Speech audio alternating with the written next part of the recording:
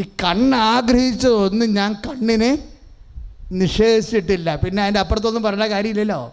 ഒരു മനുഷ്യൻ ഈ ഭൂമിയിൽ ആഗ്രഹിക്കാവുന്ന എല്ലാം നേടിയൊരു മനുഷ്യനാണ്. അവസാനം പറയും, ഇപ്പോഴെനിക്ക് മായയായിട്ട് തോന്നണത്, മായ സർവ്വതും മായ എന്ന് പറയും. നമ്മളെ സഭാപ്രസംഗി 3-ാം അധ്യായം 3-ാം വാക്യം വായിക്കുമ്പോൾ മായ 1-ാം വാക്യത്തിലുണ്ട്. ഇന്ന് സഭാപ്രസംഗിയുടെ 1-ാം അധ്യായം മുതൽ തന്നെ കിടപ്പുണ്ടത്. കാര്യം എന്താ? 1:10 വരുമ്പോൾ അതായത് എപ്പോഴും മായ അല്ലാത്ത നമ്മൾ 70 കൊല്ലം ഇവിടെ ജീവിച്ചിട്ട് നമ്മളെ പിരിഞ്ഞു പോകുമ്പോൾ എല്ലാം മായയാണെന്ന് തോന്നിക്കഴിഞ്ഞാൽ പിന്നെ ദൈവത്തിൻ്റെ യേശുക്രിസ്തുവിൻ്റെ പീഡാനുഭവത്തിനും കുരിശുമരണത്തിനും വീണ്ടെടുപ്പിനും നമ്മുടെ ആത്മാവിന് എന്നാ വില? അതുകൊണ്ട് ആത്മാവിൻ്റെ വില നമ്മൾ ഇവിടുന്ന് മുൻകൂർ വാങ്ങിച്ചിട്ടാണ് ദൈവം നമ്മളെ ഏറ്റെടുക്കണത്. അതെൻ്റെ മക്കൾ മനസ്സിലാക്കണം. അതുകൊണ്ടാണ് ഏതെങ്കിലും അനുഗ്രഹം താമസിക്കുന്നത്, അനുഗ്രഹം ദൈവ തിരുസന്നിധിയിൽ ഒരു വിഷയം പോലുമല്ല എന്ന് പറയും. എന്താണ്? നിങ്ങൾ ആദ്യം ദൈവരാജ്യത്തെയും അതിൻ്റെ നീതിയെയും അന്വേഷിക്കുക. അനുഗ്രഹം കോംപ്ലിമെൻ്റായിട്ട് നൽകുമെന്നാണ്. അത് വില കൊടുക്കേണ്ട കാര്യമില്ലെന്നാണ് പറയണത്. അത് കോംപ്ലിമെൻ്റായിട്ട് ചേർത്ത് നൽകുമെന്നല്ലേ പറയണത്. ആദ്യം നിങ്ങൾ നിത്യത അന്വേഷിച്ചാൽ, നിത്യത എങ്ങനെ അന്വേഷിക്കാൻ പറ്റും? ദൈവത്തിൻ്റെ മനസ്സ്, ആദ്യം ദൈവരാജ്യത്തെയും ഒന്ന് പറഞ്ഞ ആദ്യം ദൈവരാജ്യത്തെയും അതിൻ്റെ നീതിയെയും അന്വേഷിക്കുക. ബാക്കിയുള്ളത് ചേർത്ത് നൽകും. മത്തായി ശ്ലീഹായുടെ സുവിശേഷത്തിൽ 6:33 എപ്പോഴും കേൾക്കുന്ന വചനമാണ്. എന്താണ്? ആദ്യം പറഞ്ഞേ, ദൈവരാജ്യത്തെയും അതിൻ്റെ നീതിയെയും അന്വേഷിക്കുക. അപ്പം ആദ്യം ഫസ്റ്റ് പ്രയോറിറ്റി എന്താ? ദൈവരാജ്യം അന്വേഷിക്കുകയാണ്. ഉടമ്പടിയുടെ ഫസ്റ്റ് പ്രയോറിറ്റി എന്താണ്? ആദ്യം നിബന്ധനയാണ്, പിന്നെയാണ് നിയോഗങ്ങൾ ചേർത്ത് നൽകണതാണ്. എല്ലാ ഉടമ്പടി വചനങ്ങളാണ്. അതിൻ്റെ സ്ട്രക്ചറെല്ലാം ഉടമ്പടി ബേസാണ്. ഇപ്പം മത്തായി 6:30 എന്താ പറയണത്? ആദ്യം ദൈവരാജ്യത്തെ അന്വേഷിക്കുക എന്ന് വെച്ചാൽ അർത്ഥം എന്താണ്? ദൈവത്തിൻ്റെ മനസ്സ് നിറവേറ്റുക. ദൈവത്തിൻ്റെ മനസ്സ് എങ്ങനെ അറിയാൻ പറ്റും? ദൈവത്തിൻ്റെ വചനത്തിൽ നിന്ന് അറിയാൻ പറ്റും. അതുതന്നെയാണ് അമ്മ പറയണത്, അവൻ പറഞ്ഞതുപോലെ ചെയ്യുക. അതുതന്നെയാണ് അമ്മയെക്കുറിച്ച് പറയണത്. ആരാണ് എൻ്റെ അമ്മ? ദൈവവചനം കേൾക്കുകയും അതനുസരിച്ച് ജീവിക്കുകയും ചെയ്യുന്നവളാണ് എൻ്റെ അമ്മയെന്ന്. Praise the Lord. Hallelujah, hallelujah. അമ്മ തന്നെ ഒരു ഉടമ്പടിയാണ്. അമ്മ തന്നെ വാഗ്ദാന പേടകമാണ്. നമ്മുടെ ജീവിതത്തിലുമുള്ള ഫോർമുല അത് തന്നെയാണ്. നമ്മൾ വാഗ്ദാന പേടകമായി മാറുമ്പോൾ ബാക്കിയെല്ലാം നമ്മൾക്ക് ചേർത്ത് നൽകപ്പെടും. അതുകൊണ്ട് അച്ഛൻ എന്നാ പറയാമെന്നറിയാവോ? പ്രയോറിറ്റി വെക്കുമ്പോൾ ആദ്യം എന്താ ചെയ്യേണ്ടതെന്ന് ഈശോ പറഞ്ഞിട്ടുണ്ട്. നിങ്ങളെന്താ ചെയ്യണമെന്നറിയാവോ? ആദ്യം വെള്ളപ്പേപ്പറിലെ കാര്യമാണ് നോക്കണത്. വെള്ളപ്പേപ്പർ എന്താ ഉള്ളത്? നിയോഗങ്ങളാണ് ഉള്ളത്. നിയോഗം നിവർത്തിക്കേണ്ടത് അമ്മയുടെ ചുമതലയാണ്. അത് നമ്മുടെ ഡ്യൂട്ടി അല്ല. നിങ്ങൾ അതും വെച്ചുകൊണ്ടിരിക്കരുത്. നിങ്ങളെന്താ ചെയ്യേണ്ടതെന്നറിയാവോ? പച്ചപ്പേപ്പർ നോക്കണം. എന്താണ്? ദൈവരാജ്യം അവിടെയാണ് ഉള്ളത്. ആദ്യമെന്ന് പറഞ്ഞിട്ടില്ലേ? ആദ്യമെന്ന് പറഞ്ഞപ്പോൾ എന്താ പറഞ്ഞേക്കണ? മത്തായി 6:33 ആദ്യം ദൈവരാജ്യത്തെയും പറഞ്ഞേ അതിൻ്റെ നീതിയെക്കുറിച്ച് അന്വേഷിക്കുക, ബാക്കിയുള്ളത് ചേർത്ത് നൽകുമെന്ന്. Praise the Lord. ഹല്ലേലൂയ. അപ്പോഴേ വെള്ളപ്പേപ്പറിലുള്ള കാര്യം 6 നമ്മൾ എഴുതിയിരിക്കണത്. ചിലപ്പോൾ ദൈവം 9 തന്നെന്ന് വരും. ചേർത്ത് നൽകണതാണത്. പക്ഷെ നിങ്ങൾ എന്ത് ചെയ്യുമെന്നറിയാവോ? നിങ്ങൾ പ്രാർത്ഥിക്കാതെയും പരിശുദ്ധ പ്രവർത്തനം ചെയ്യാതെയും അതുപോലെ തന്നെ ആ കാരുണ്യ പ്രവൃത്തി ഉഴപ്പിയും ഒക്കെ എന്നിട്ട് നിങ്ങൾ ആ വെള്ള പേപ്പറുള്ള കാര്യങ്ങൾ നടക്കണില്ലല്ലോ എന്ന് പറഞ്ഞുകൊണ്ട് ബേജാറാകുന്നത് കൊണ്ടാണ് ചില കാര്യങ്ങൾ താമസിക്കുന്നത്. അങ്ങനെ ദൈവത്തെ പരീക്ഷണത്തിന് എടുക്കരുത്. സ്തുതിക്കട്ടെ. ഹല്ലേലൂയ, സ്തുതിക്കട്ടെ. ഹല്ലേലൂയ, സ്തുതിക്കട്ടെ. ഹല്ലേലൂയ.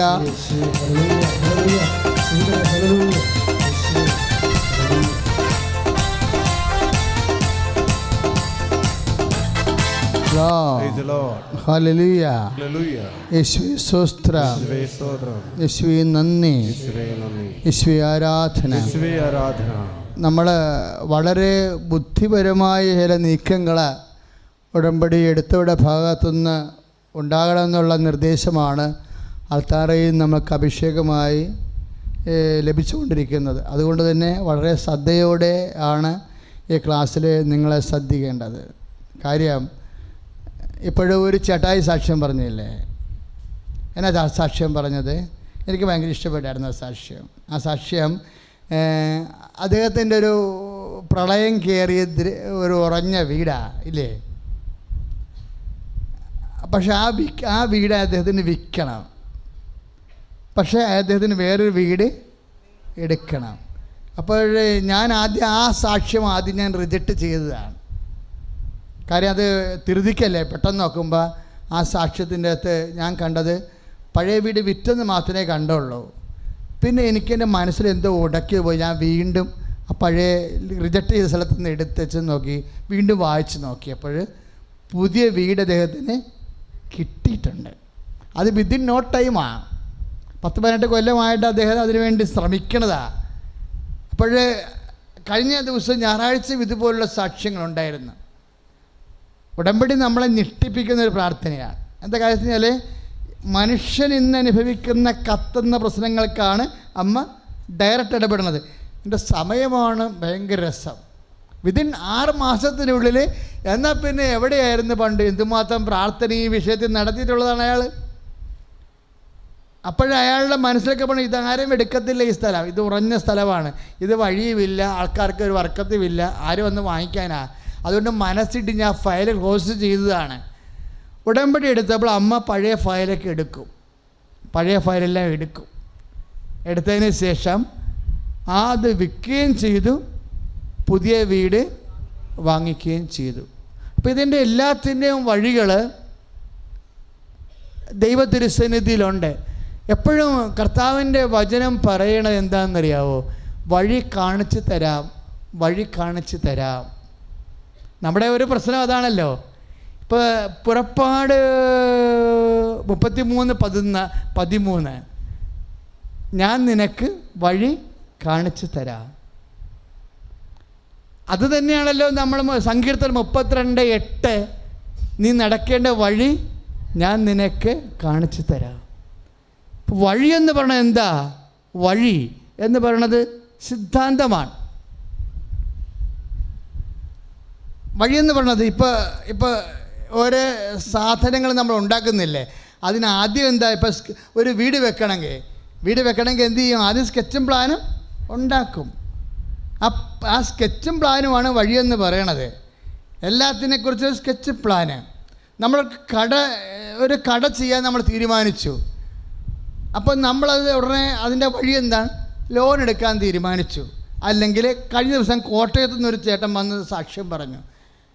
അദ്ദേഹത്തിന് 10 മരങ്ങളുണ്ട്. എന്ത് മരങ്ങളാണെന്ന് അറിയത്തില്ല. കോട്ടയം സൈഡൊക്കെ ഇവിടെ ആലപ്പുഴ മരങ്ങളെന്ന് പറഞ്ഞു കഴിഞ്ഞാൽ പരസ്യമരമെന്നാണ് പണ്ട് ഉദ്ദേശിച്ചിരുന്നത്. കോട്ടയത്തെ മരങ്ങളെന്ന് പറയുമ്പോൾ ഈ പ്ലാവാണോ തേക്കാണോ ഈട്ടിയാണോന്ന് അറിയത്തില്ല. 10 മരങ്ങൾ അദ്ദേഹത്തിന് വിൽക്കാനുണ്ടായിരുന്നു. അപ്പോൾ ആരും ആ മരങ്ങളൊന്നും എടുക്കുന്നില്ലായിരുന്നു. അപ്പോൾ അതുകൊണ്ട് ആ മരം വിൽക്കുക എന്നുള്ള പ്രോജക്റ്റ് അദ്ദേഹം ഉപേക്ഷിച്ചിട്ട് ഉടമ്പടി വന്നപ്പോൾ മരങ്ങൾ വിറ്റ് തരാൻ വേണ്ടി എഴുതി വെച്ചു. അപ്പോൾ വല്ല യുക്തിവാദി, ഇപ്പോൾ ഒരു ചേച്ചി സാക്ഷ്യം പറഞ്ഞില്ലേ, ഞാൻ യുക്തിപരമായിട്ടാണ് ആ വിഷയത്തെ എടുത്തതെന്ന്. അങ്ങനെ ഒരു ചേച്ചി സാക്ഷ്യം പറയാം, വാക്ക് ഉപയോഗിച്ചായിരുന്നു, ഞാൻ യുക്തിപരമായിട്ടാണ് ആ വിഷയത്തെ എടുത്തതെന്ന്. അതുപോലെ യുക്തിവാദം എടുക്കുന്നവർ ചോദിക്കുവേ, ഇപ്പോൾ മാതാവ് ഇപ്പോൾ മരക്കച്ചവടം തുടങ്ങിയാന്ന് ചോദിക്കും ഇല്ലേ? ആ വിണ്ണന്മാരൊക്കെ ഒരു കാലത്തും ഈ ഭൂമി വെച്ച് ദൈവത്തെ അനുഭവിക്കത്തില്ല. എന്താ കാര്യം അറിയാവാ? ഇങ്ങനെ ദൈവത്തെ അനുഭവിക്കുന്ന ആദ്യം വേണ്ടത് സിമ്പിൾ ഫെയ്ത്താണ്, നിഷ്കളങ്കമായ വിശ്വാസം. എന്തെല്ലാം നിഷ്കളങ്കമായ വിശ്വാസത്തിൻ്റെ പിന്നിൽ നിങ്ങൾ ഓർക്കും ശുദ്ധഗതിയാണെന്ന്. നിഷ്കളങ്കമായ വിശ്വാസം എന്ന് പറഞ്ഞാൽ ശുദ്ധഗതിയല്ല. നിഷ്കളങ്കമായ വിശ്വാസം എന്ന് പറഞ്ഞത് നിഷ്കളങ്കമായ സ്നേഹമാണ്. ഇപ്പോൾ മാവ് പൂത്തെന്നും ചക്ക കായ്ച്ചെന്നൊക്കെ പറഞ്ഞ് കുറേ ആൾക്കാർ സാക്ഷ്യം പറഞ്ഞില്ലേ? അത് ചില ആൾക്കാർക്ക് ചിരിക്കും, ഈ പെണ്ണിൻ്റെ വട്ടാളാണ്. യുക്തിപരമായിട്ട് കാര്യങ്ങൾ എടുക്കുന്നവർക്ക് അങ്ങനെ തോന്നും. പക്ഷേ ദൈവത്തിരുസന്നിധി വരണത് നമ്മളെ ശുദ്ധന്മാരെന്നാണ് ചില ആൾക്കാർ വിളിക്കണത്. നമ്മുടെ ശുദ്ധത എന്ന് പറഞ്ഞാൽ എന്താ? ദൈവത്തിൻ്റെ സ്നേഹത്തിലുള്ള ആശ്രയമാണ്, നിഷ്കളങ്കമായ സ്നേഹമാണ്. അവിടെ എൻ്റെ മക്കളെപ്പോഴും വിചാരിക്കേണ്ടത് നിഷ്കളങ്കമായ സ്നേഹമാണെങ്കിൽ ദൈവം പിന്നെ മുമ്പോട്ട് ചലിക്കത്തില്ല, നിൻ്റെ കാര്യം നിറവേറ്റി തരും. ഹല്ലേലൂയ ഹല്ലേലൂയ ഹല്ലേലൂയ ഹല്ലേലൂയ ഹല്ലേലൂയ. യേശുവേ സ്തുതി കർത്താവേ മഹാദൈവമേ. ഹല്ലേലൂയ ഹല്ലേലൂയ ഹല്ലേലൂയ ഹല്ലേലൂയ. ഇപ്പം ചില ബ്രദർമാരൊക്കെ സെമിനാരി പോയിട്ട് ചാടി വീട്ടിൽ വന്ന് നിൽക്കണില്ലേ? സെമിനാരി പോയിട്ട് 5 കൊല്ലം 4 കൊല്ലം കഴിയുമ്പോൾ അവിടെ നിന്ന് ചാടി വീട്ടിൽ വന്ന് നിൽക്കുമ്പോൾ അമ്മമാർ എൻ്റെ അടുത്ത് വരും, എൻ്റെ അച്ഛാ ഇവന് ഇപ്പം പണ്ടത്തെ എൻ്റെ പകുതി വിശ്വാസമില്ല, ഇവൻ എന്നാ സെമിനാരി കൊണ്ടുവച്ച് കാണിച്ചതെന്ന്. ഞാൻ പറഞ്ഞു, ഇവനെ ഫിലോസഫിയൊക്കെ പഠിപ്പിച്ചാണ് ഇങ്ങ് പരുവത്തിലാക്കിയത്. അമ്മയുടെ നിഷ്കളങ്കമായി ഇപ്പം ഞാനിപ്പോഴും കീപ്പ് ചെയ്യണത് എൻ്റെ അപ്പൻ്റെ നിഷ്കളങ്കമായ സ്നേഹമാണ് ദൈവത്തോടുള്ള കാര്യം. നമ്മുടെ കുടുംബത്തിൽ നിന്ന് കിട്ടിയതാണ്, നമുക്ക് കുടുംബത്തിൽ നിന്ന് കിട്ടിയ അപ്പൻ്റെ നിഷ്കളങ്കമായ സ്നേഹമുണ്ട്, അമ്മയുടെ നിഷ്കളങ്കമായ വിശ്വാസമുണ്ട്. അതിനേക്കാൾ വലുതൊന്നും ഇനി ആർക്കും പഠിപ്പിക്കാനില്ല. അത് കൈമോശം വന്ന എന്നേക്കുമായി പോയതാണ്. റീസൺ എന്നൊക്കെ പറഞ്ഞ് വലിയ വർത്തമാനമൊക്കെ വായിക്കൊള്ളാത്ത പറയുമെങ്കിലും കർത്താവിന് ഇറങ്ങി വരണമെന്നുണ്ടെങ്കിൽ നിഷ്കളങ്കമായ സ്നേഹം വേണം. യുക്തിയിൽ നിന്നല്ല നമ്മൾ വിശ്വാസത്തിലേക്ക് വരണത്, സ്നേഹത്തിൽ നിന്നാണ് വിശ്വാസത്തിലേക്ക് വരണത്. സ്തുതിയുടെ ഹല്ലേലൂയ. കരങ്ങൾ ഉയർത്തിക്കൊണ്ട് സ്തുതിക്കട്ടെ. അതിശക്തമായി കർത്താവേ അടിയുറച്ച ദൈവവിശ്വാസം നൽകണമേ എന്ന് പ്രാർത്ഥിക്കുന്നു. കർത്താവായ ദൈവമേ, ഏത് പ്രതികൂല സാഹചര്യങ്ങളിലും ദൈവത്തെ കർത്താവിനോട് നീട്ടി ഒന്ന് പ്രാർത്ഥിച്ച് അച്ഛനോട് ചേർന്ന്, കർത്താവായ ദൈവമേ നിഷ്കളങ്കമായ സ്നേഹത്താൽ എന്നെ അഭിഷേകം ചെയ്യണമേ. കർത്താവേ എന്നിൽ സ്നേഹം വർദ്ധിപ്പിക്കണമേ. ഞാൻ അങ്ങയെ അറിയേണ്ടതുപോലെ അറിയട്ടെ. മക്കളെ, ഒരു കാര്യം നിങ്ങൾ മനസ്സിലാക്കണം. നീ നടക്കേണ്ട വഴി ഞാൻ നിൻ്റെ മുഖത്ത് നോക്കി ഉപദേശിക്കാമെന്ന് പറഞ്ഞില്ലേ? സങ്കീർത്തനം 32:8 അതിൻ്റെ കൂടെ തന്നെ നമ്മൾ വായിച്ചതാണ് പുറപ്പാട് 33:13. നീ നടക്കേണ്ട വഴി ഞാൻ നിനക്ക് കാണിച്ചു തരാം. ഇപ്പോഴും വിഷയമെന്ന് പറയുന്നത് വഴികളും ദൈവം വിഷയങ്ങളെ രണ്ടായിട്ടാണ് കാണുന്നത്. തിയറിയും പ്രാക്ടിക്കലും, വഴികളും പ്രവർത്തികളും. ഇപ്പം മോശയോട് പറയുമ്പോൾ ദൈവമായ കർത്താവ് മോശയ്ക്ക് ഒന്ന് പറഞ്ഞ്, മോശയ്ക്ക് തൻ്റെ വഴികളും ഇസ്രായേൽ ജനത്തിന് തൻ്റെ പ്രവർത്തികളും വെളിപ്പെടുത്തി. ഇപ്പം 2 കാര്യം അല്ലേ? ഇസ്രായേൽ ജനത്തിന് എന്നാ വെളിപ്പെടുത്തിയത്? പ്രവർത്തികൾ, പ്രയോഗങ്ങൾ. മോശയ്ക്ക് എന്നാ വെളിപ്പെടുത്തിയത്? വഴികൾ, സിദ്ധാന്തങ്ങൾ, ഇല്ലേ? പക്ഷേ ഇത് രണ്ടും ദൈവത്തിലുണ്ട്. ഇപ്പം സങ്കീർത്തനം 103:7 ദൈവമായ കർത്താവ് ഏറ്റു പറഞ്ഞ്, മോശയ്ക്ക് തൻ്റെ വഴികളും ഇസ്രായേൽ ജനത്തിന് തൻ്റെ പ്രവർത്തികളും വെളിപ്പെടുത്തി. പക്ഷേ ഏറ്റവും ആധ്യാത്മികമായ ആരോഗ്യം എന്താണെന്നറിയാവോ? രണ്ടും ഒരാൾക്ക് തന്നെ വെളിപ്പെടുത്തുന്നതാണ്. പറഞ്ഞ മനസ്സിലായോ?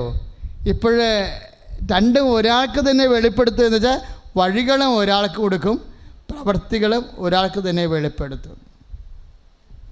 അതാണ് ഏറ്റവും ആരോഗ്യമായ വഴികൾ. ക്രിസ്തുവിൽ രണ്ടും ഒരുമിച്ചുള്ളതാണ്. ഇപ്പം ദൈവത്തിൻ്റെ ജ്ഞാനവും ദൈവത്തിൻ്റെ ശക്തിയുമായ യേശു ക്രിസ്തു. ഒന്ന് പറഞ്ഞേ, ദൈവത്തിൻ്റെ ശക്തിയുമായ യേശു ക്രിസ്തു. ഞാൻ എന്താ ഇങ്ങനെ പറഞ്ഞത്? ഇപ്പം ഇത് 1 കൊറിന്ത്യൻസ് 1:24 തിരുവചനം. 1 കൊറിന്ത്യൻസ് 1:24 1 കൊറിന്ത്യൻസ് 1:24 ദൈവത്തിൻ്റെ ജ്ഞാനവും പറഞ്ഞ് ദൈവത്തിൻ്റെ ശക്തിയുമായ യേശു ക്രിസ്തു. അപ്പോൾ ദൈവത്തിൻ്റെ ജ്ഞാനമെന്ന് പറയുമ്പോൾ ദൈവത്തിൻ്റെ വഴി ഇല്ലേ, ദൈവത്തിൻ്റെ ശക്തി എന്ന് പറയുമ്പോൾ ദൈവത്തിൻ്റെ പ്രവൃത്തികൾ. കർത്താവിൻ്റെ പ്രവൃത്തികളിലൂടെയാണ് കർത്താവിൻ്റെ ശക്തി വെളിപ്പെട്ടത്. ക്ലിയർ അല്ലേ? ലൂക്ക 8:45 അനുസരിച്ച് കൊണ്ട് കർത്താവിൻ്റെ വീര്യപ്രവർത്തികളിലൂടെയാണ് ആരാണ് എന്നെ സ്പർശിച്ചത്, എന്നിൽ നിന്ന് ശക്തി നിർഗളിച്ചിരിക്കുന്നത്. അപ്പോൾ കർത്താവിന് ശക്തി വെളിപ്പെട്ടത് എങ്ങനെയാണ്? പ്രവൃത്തികളിലൂടെയാണ്. അപ്പോൾ ദൈവത്തിൻ്റെ ജ്ഞാനമെന്ന് പറയണത് ദൈവത്തിൻ്റെ വഴികളാണ്, അഥവാ സിദ്ധാന്തമാണ്, അഥവാ പ്ലാനാണ്. ദൈവത്തിൻ്റെ പ്രവൃത്തികളെന്ന് പറയണത് ആ ജ്ഞാനത്തിൻ്റെ വെളിപാടാണ്. തിയറിയും പ്രാക്ടിക്കലും ഒരാളിൽ തന്നെയാണെന്നാണ്.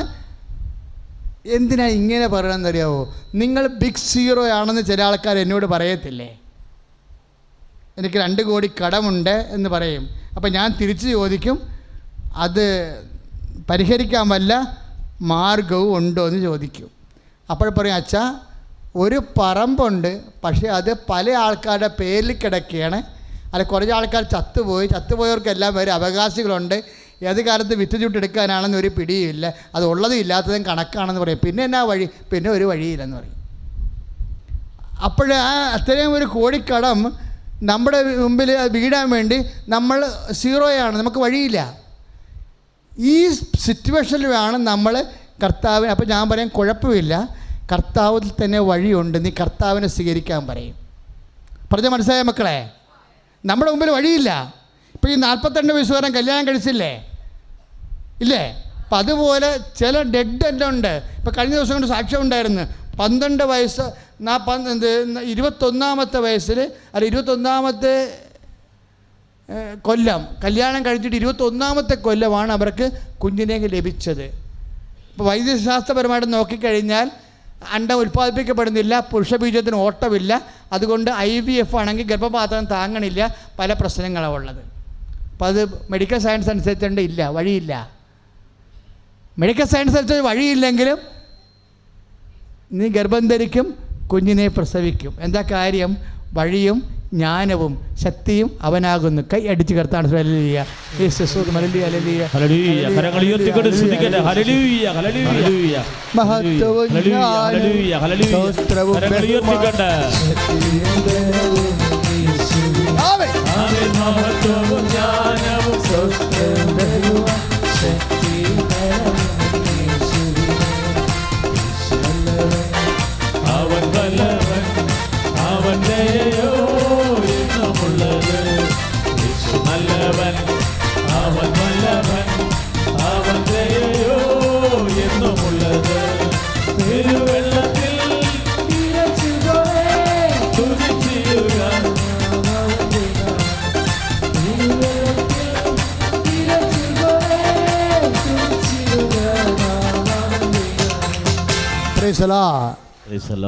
നമ്മൾ എല്ലാ തരത്തിലും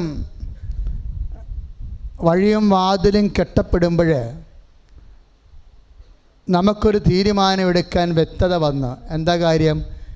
ക്രിസ്തുവിൽ വഴിയുണ്ട്, ക്രിസ്തുവിൽ വാതിലുണ്ട്, ക്രിസ്തുവിൽ പ്രവൃത്തിയുണ്ട്, ക്രിസ്തുവിൽ വഴിയുണ്ട്, ക്രിസ്തുവിൽ പ്രയോഗമുണ്ട്, ക്രിസ്തുവിൽ ജ്ഞാനമുണ്ട്, ക്രിസ്തുവിൽ സത്യമുണ്ട്, ക്രിസ്തുവിൽ ശക്തിയുണ്ട്. എന്നിട്ട് കർത്താവിൻ്റെ വചനം പറഞ്ഞു ക്രിസ്തു എല്ലാമാണെന്ന് പറഞ്ഞു.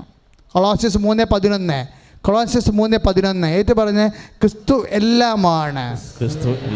അതിൻ്റെ അർത്ഥം എന്താണ്? ക്രിസ്തു ജ്ഞാനമാണ്. പറഞ്ഞ് ക്രിസ്തു ജ്ഞാനമാണ്, ക്രിസ്തു ശക്തിയാണ്, ക്രിസ്തു വഴിയാണ്, ക്രിസ്തു പ്രവൃത്തിയാണ്, ക്രിസ്തു സിദ്ധാന്തമാണ്, ക്രിസ്തു പ്രയോഗമാണ്.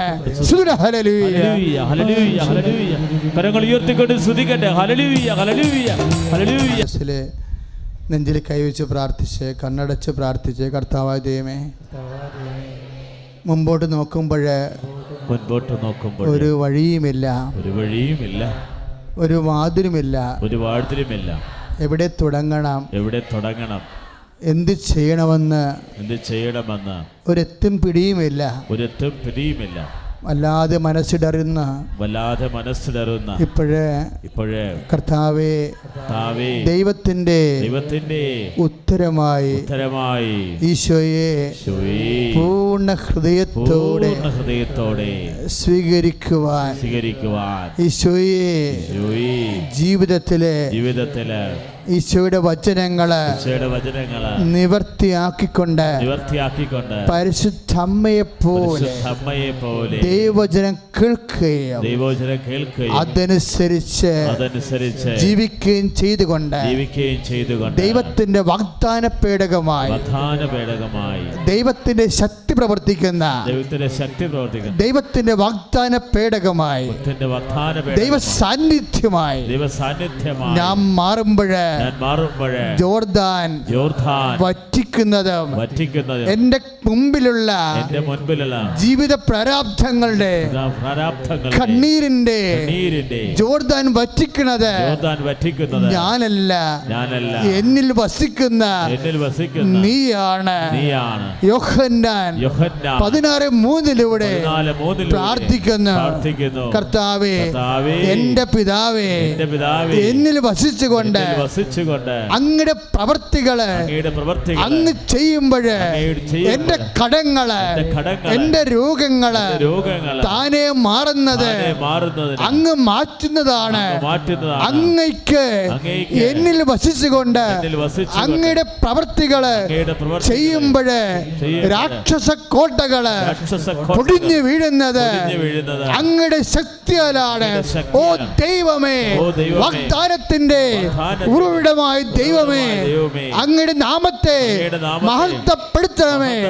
അങ്ങയുടെ നാമത്തെ പരിശുദ്ധ അമ്മ മഹത്വപ്പെടുത്തിക്കൊണ്ട് അവൻ പറഞ്ഞതുപോലെ കർത്താവിന്റെ ദാസി അങ്ങയുടെ വചനമെന്നിൽ നിറവേറട്ടെ. അമ്മ പറഞ്ഞതുപോലെ അവൻ പറഞ്ഞതനുസരിച്ച് കൊണ്ട് ജീവിച്ചുകൊണ്ട് ദൈവത്തിന്റെ ശക്തിയുടെ ഉപകരണമായി എന്നെ മാറ്റണമേ.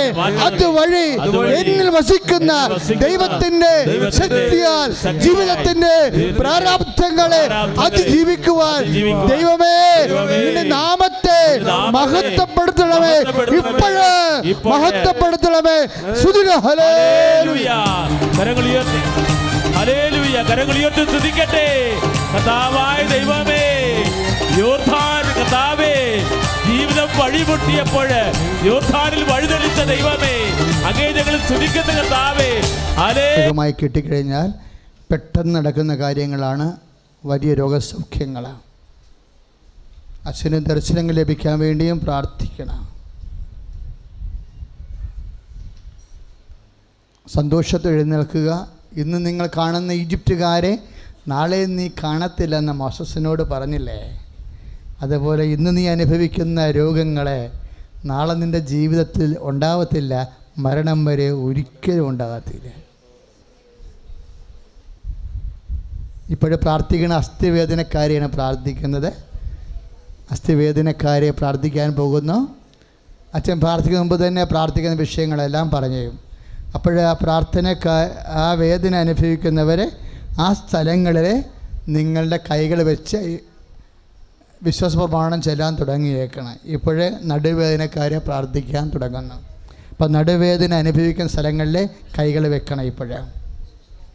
പിന്നെ മൈഗ്രെയിൻ്റെ അസുഖമുള്ളവർ, മാറാത്ത തലവേദനയില്ലേ, മാറാത്ത തലവേദന ഉള്ളവർ ദയവായി തലവേദനയുള്ള സ്ഥലത്ത് നിൻ്റെ കൈ വെക്കണം. വെറുതെ വെച്ച് തലവേദന ഉണ്ടാക്കിയെടുക്കരുത്, പറയണ കൃത്യമായിരിക്കണം. മൈഗ്രെയിൻ എന്ന് വെച്ചാൽ മൈഗ്രെയിൻ സാധാരണ തലവേദനയല്ല. വിട്ടുമാറാത്ത തലവേദന ഉള്ളവർ മാത്രമേ തലേ കൈ വെക്കാവൂ. ആ തലവേദനയുള്ള സ്ഥലങ്ങളിൽ വെക്കണം. നടുവേദനക്കാർ നടുവേദന വെക്കണം, വേദനയുള്ള ഇടങ്ങളിൽ വെക്കണം. അമ്മ മാതാവിൻ്റെ ജീവനുള്ള മധ്യസ്ഥം നമുക്ക് ലഭിക്കുന്ന ഒരുപക്ഷെ ലോകത്തിലെ അപൂർവ സ്ഥലങ്ങളിലൊന്നിലാണ് ദൈവം തന്നെ കൊണ്ടുവന്നിരിക്കുന്നത്. അമ്മ ജീവനോടെ പ്രത്യക്ഷപ്പെട്ട സമയത്തിൻ്റെ അധികാരിയാണെന്ന് ലോകത്തിനോട് പറഞ്ഞ പ്രാർത്ഥനയാണ് പ്രത്യക്ഷീകരണ പ്രാർത്ഥന. സഭ അത് ഏറ്റെടുത്ത് പഠിക്കണമെന്നാണ് പ്രത്യക്ഷീകരണ പ്രാർത്ഥന ചെല്ലുമ്പോൾ നമ്മൾ പ്രാർത്ഥിക്കുന്നത്. അത് തീർച്ചയായിട്ടും സഭ പഠിക്കുക തന്നെ ചെയ്യും. അമ്മ അതിനുള്ള പ്രേരണ കൊടുത്തുകൊണ്ടാണ് ഈ വലിയ അത്ഭുതങ്ങളെല്ലാം നടത്തുന്നത്. ഉടമ്പടി പ്രാർത്ഥന അതിനെ ബേസ് ചെയ്ത് വരുന്ന പ്രാർത്ഥനയാണ് നമുക്കറിയാം. അമ്മയുടെ പ്രത്യക്ഷപ്പെടൽ സഭ ഏറ്റെടുക്കാൻ വേണ്ടി മനസ്സിൽ പ്രാർത്ഥിക്കണം. കാര്യം നമ്മളെ മാത്രം ബാധിക്കുന്നൊരു വിഷയമല്ല, ലോകത്തെ മൊത്തം ബാധിക്കുന്നൊരു വിഷയം. ദൈവം മനസ്സ് തുറന്ന ഇടമാണ് കൃപാസനം അൾത്താര. അത് ഔദ്യോഗിക സഭ ഏറ്റെടുത്ത് പഠിച്ച് അമ്മയുടെ പ്രത്യക്ഷീകരണങ്ങൾക്ക് വലിയ സ്ഥിരീകരണം കൊടുത്തുകൊണ്ട് ദൈവത്തിൻ്റെ മനസ്സ് നിറവേറ്റാൻ ഈ ഭൂമിയിലുള്ള ദൈവത്തിൻ്റെ ഉപകരണമാണ് തിരുസഭ. തിരുസഭയ്ക്ക് വേണ്ടി സ്തുതിക്കട്ടെ, ഹല്ലേലൂയ, പ്രാർത്ഥിക്കട്ടെ.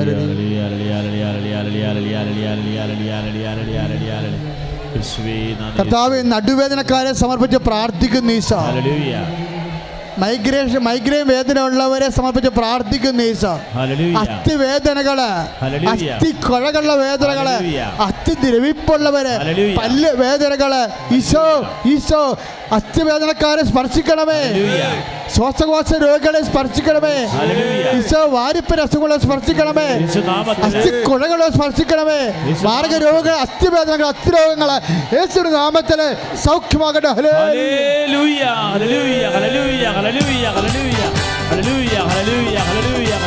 ഫെബ്രുവരി മാസത്തിലെ കുറേ കിഡ്നി രോഗികളെ, ഗുരുതരമായ കിഡ്നി രോഗികളെ അമ്മ സുഖപ്പെടുത്തിയിട്ടുണ്ട്. ഈ ജനുവരി ഫെബ്രുവരി മാസത്തിലെ കുറേ കരൾ രോഗികളെ, 90% കരൾ ഡാമേജായിപ്പോയ മഹാമഹോദര രോഗികളെ അമ്മ അത്ഭുതകരമായി സുഖപ്പെടുത്തിയിട്ടുണ്ട്.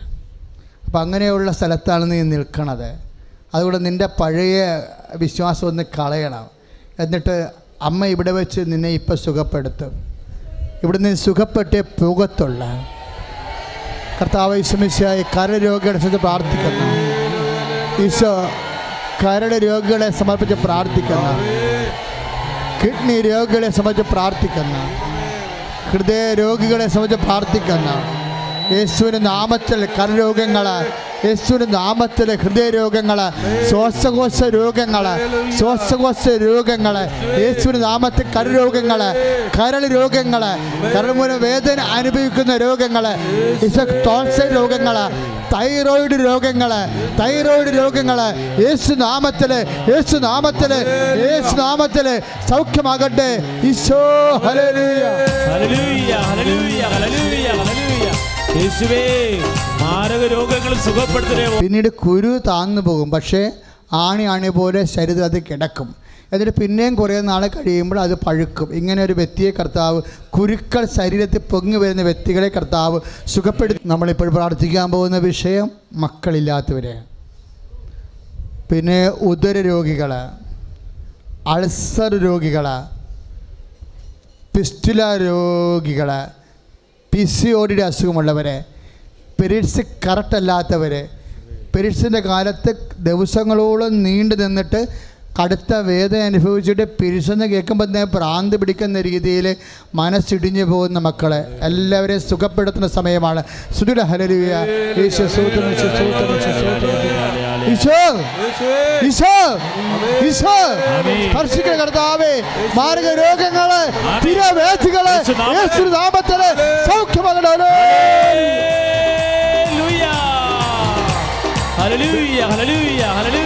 മധ്യസ്ഥ ഈശോ സുഖപ്പെടുത്താൻ പോകുന്നത് ശ്രദ്ധിക്കുക. അപസ്മാര രോഗികളെ, ഫിക്സിൻ്റെ അസുഖമുള്ളവരെ, ഇപ്പം ഇവിടെ ഇല്ലെങ്കിൽ നിങ്ങളുടെ മക്കളാണെങ്കിൽ നിങ്ങളിപ്പോൾ ഓർത്താൽ മതി. അമ്മ വീട്ടിൽ അവരെ സുഖപ്പെടുത്തും. കൃപാസനത്തിലെ അമ്മ സഞ്ചാരി മാതാവാണ്. എത്രയോ സാക്ഷ്യങ്ങൾ വേണം. അപ്പം നിങ്ങളോട് പ്രാർത്ഥിക്കുമ്പോൾ നിങ്ങളുടെ വീടിനെ അമ്മ സന്ദർശിക്കാം. ഫിക്സ് രോഗികൾ, അപസ്മാര രോഗികൾ, മനോരോഗികൾ, ഓട്ടിസമുള്ള മക്കൾ, ഹൈപ്പർ ആക്ടിവിറ്റി ഉള്ള മക്കൾ, പ്രഷർ കൺട്രോൾ ചെയ്യാൻ പറ്റാത്ത മക്കൾ, ഷുഗർ രോഗികൾ, എല്ലാ രോഗികളുടെ മേലും, മാർഗരോഗികൾ, മാറാരോഗങ്ങളുടെ മേലെല്ലാം കർത്താവിന് ശക്തി വരാൻ വേണ്ടി മാതാവ് മധ്യസ്ഥം പ്രാർത്ഥിച്ച സമയത്ത് ഹല്ലേലൂയ. ഈശോ ഈശോ സ്പർശിക്കണമേ കർത്താവേ. ഈശോ മാർഗരോഗികൾ, പ്രഷർ രോഗികൾ, ഷുഗർ രോഗികൾ, ഉറക്കമില്ലാത്തവർ, മാർഗരോഗികൾ യേശുവിന്റെ നാമത്തിൽ, മാരകരോഗങ്ങൾ യേശുവിന്റെ നാമത്തിൽ, തിരബാധികൾ മാറിപ്പോകട്ടെ. ഹല്ലേലൂയ. കരങ്ങൾ ഉയർത്തി സ്തുതിക്കട്ടെ.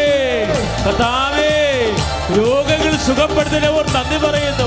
മാരകമായ രോഗങ്ങള്, ജീവിതം വിഷമിപ്പിക്കുന്ന രോഗങ്ങള്, മരുന്ന് കഴിച്ചിട്ട് മാറാത്ത രോഗങ്ങള് സൗഖ്യപ്പെടുന്ന